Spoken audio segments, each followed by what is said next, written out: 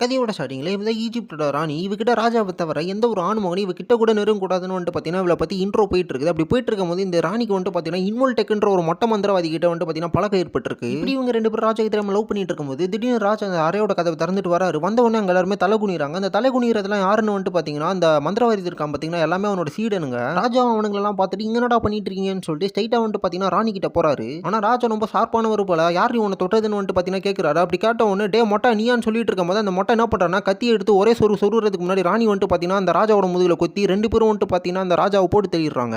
இது அங்க இருக்கிற மத்த மொட்டைங்கலாம் பார்த்த உடனே ராஜாவோட ஆட்கள்லாம் வந்துட்டு பார்த்தீங்கன்னா, அந்த அறைய நோக்கி வரத பார்த்துட்டு ராணி இங்கிருந்து நீ போன்னு வந்துட்டு பார்த்தீங்கன்னா சொல்றாங்க. ராஜாவோட ஆட்களும் அந்த கதவ திறந்துட்டு வேகமா வந்துட்டு பார்த்தீங்கன்னா உள்ள வராங்க. அந்த மொட்டை மண்டையனோட சீடனுங்களும் வந்துட்டு ராஜா வாங்க இங்கிருந்து போயிரலாம்னு வந்துட்டு பார்த்தீங்கன்னா, அந்த மொட்டைய புடிச்சு இழுத்துட்டு போயிடுறாங்க. உடனே ராஜாவோட ஆட்கள்லாம் வந்துட்டு உனக்கு எவ்வளோ தைரியம் இருந்தா ராஜாவே போட்டு தள்ளியிருப்படின்னு சொன்ன உடனே என்னை யாராலையும் கொல்ல முடியாதுடான்னு சொல்லிட்டு ராணியை வந்துட்டு பார்த்தீங்கன்னா அவங்கள கொன்னுக்குறாங்க. உடனே இதை பார்த்து அந்த கள்ளக்காதல மொட்டை என்ன பண்றான்னா, ராணியோட பாடி எடுத்துட்டு வந்து ராணியை திருப்பி உயிர்ப்பிக்கிறேன்னு சொல்லிட்டு ஏதோ மந்திரம்லாம் வந்துட்டு பார்த்தீங்கன்னா போடுறா. ராணியோட ஆவியும் வந்துட்டு பார்த்தீங்கன்னா, ராணியோட உடம்புக்குள்ள வந்துட்டு பார்த்தீங்கன்னா வந்துடுது. அப்படி வந்த உடனே ராஜாவோட ஆட்கள்லாம் வந்துட்டு அவனை புடிச்சிடுறாங்க. அப்படி புடிச்சனால இவன் மந்திரத்தை சொல்றதை நிறுத்திட்டான். அப்படி நிறுத்தினால ராணியோட ஆத்மா உடம்பை விட்டு திருப்பி வந்துட்டு பார்த்தீங்கன்னா வெளியே போயிடுது. இவனோட நாக்கையும் வந்துட்டு பார்த்தீங்கன்னா ராஜாவோட ஆட்கள்லாம் கட் பண்ணி இவனோட துணியெல்லாம் வந்துட்டு பார்த்தீங்கன்னா சுத்திடுறாங்க. சுத்தி ஒரு சவப்பெட்டிக்குள்ள வந்துட்டு பார்த்தீங்கன்னா வச்சு அது மேலே ஃபுல்லாக வந்துட்டு பார்த்தீங்கன்னா பூச்சியை கொட்டி விட்டுறாங்க. மொத்த பூச்சி வந்துட்டு பார்த்தீங்கன்னா அப்படியே கடிச்சே வந்துட்டு பார்த்தீங்கன்னா சாப்பிட்ரும் போல. அப்புறம் அந்த சவப்பெட்டியை லாக் பண்ணிட்டு ஒரு 6 அடிக்கு குழியை வந்துட்டு பார்த்தீங்கன்னா தோண்டி அந்த சவப்பெட்டியை வந்துட்டு பார்த்தீங்கன்னா அதில் புதைக்கிறாங்க. இந்த மாதிரி கதைகளெல்லாம் பார்க்கணும்னா மறக்காம நம்ம சேனலை சப்ஸ்கிரைப் பண்ணி வச்சுக்கோங்க.